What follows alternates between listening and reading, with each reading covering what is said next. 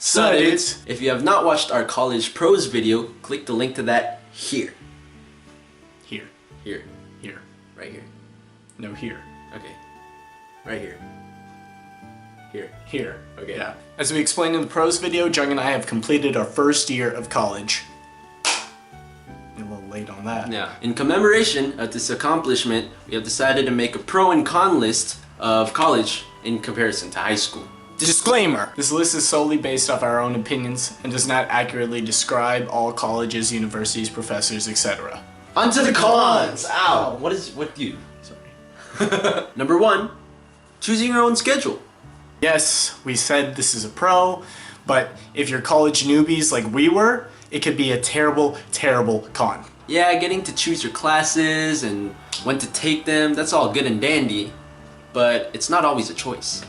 Listen up, because this is the best piece of college advice we can give you. Enroll in the classes you want as soon as you can. Because we can guarantee that thousands of other students are going to want the same class as you. So you gotta be as fast as you can to get it first. If you procrastinate on enrollment, you'll end up with an English class that lasts for 4 hours on Monday nights, and believe me, that ain't fun. Hello, darkness, my old friend.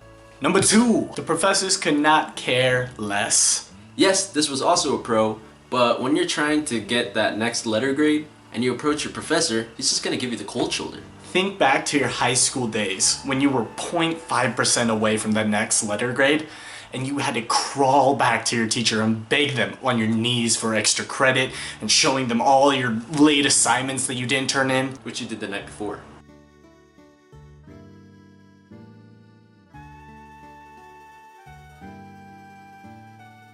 Pulling that stunt in college? Let's say your success rate is not gonna be very high. Number 3, food.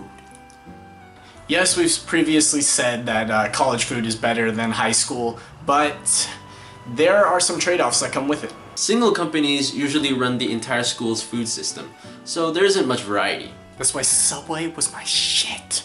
I ate omelets every breakfast for the entire year. It's pretty good. Also in high school, we had the luxury of homemade sack lunches and coming home every day to a home-cooked meal. Let me tell you, home-cooked food is a blessing after eating cafeteria food day in and day out. Dining hour times, if you're like us who have crazy sleep schedules, can be very, very inconvenient. Skipping dinner means you have nothing to eat for 12 hours. The temptation to buy overpriced vending machine food is unbearable some nights. And on top of that, you're probably going to sleep through breakfast anyway the next morning. Make sure you manage your time wisely, regulate your daily meals, and try to add some variety. Number 4, parking.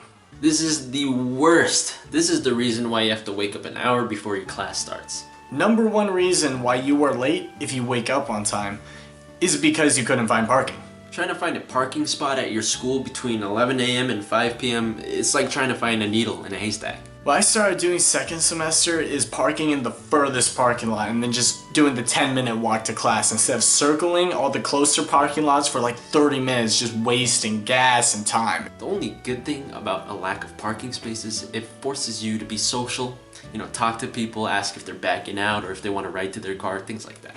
The student to parking space ratio in colleges can be averaged about 50-1 nationwide. Or you could live in a dorm and not worry about that stuff.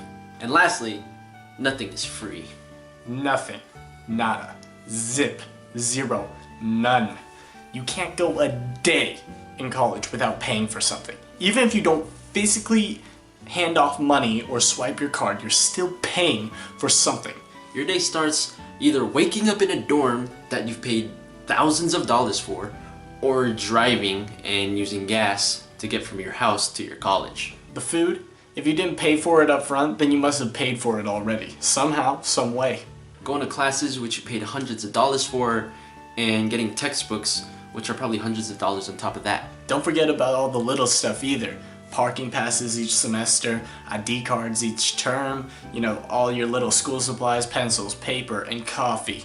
Lots and lots of coffee.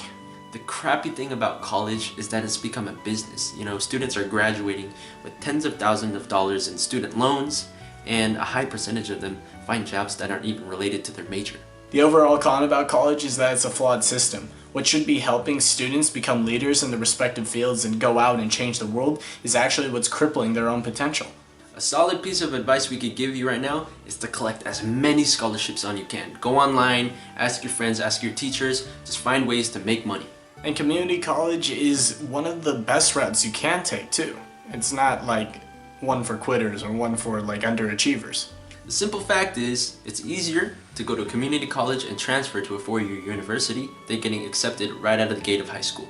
But college is also a lot of work, especially if you have a part-time job. You're going to need to learn to manage your time wisely to be able to be successful. Keep hustling, keep up the grind, stick with it, and you'll make it. Or you won't.